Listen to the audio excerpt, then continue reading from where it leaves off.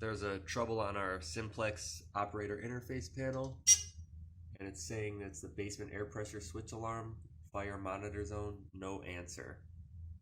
Let's go take a look.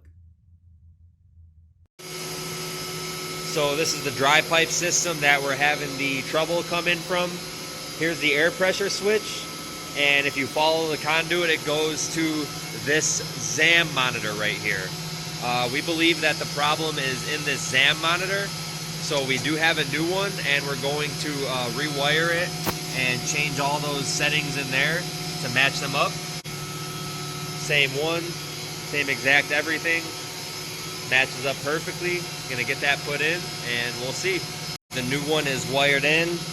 I'm gonna tuck the wires in there, mount this back nice and clean. All right, we're all buttoned up. Let's go upstairs and check. All right, I'm back at the panel. The trouble is still there, but now it says disable trouble.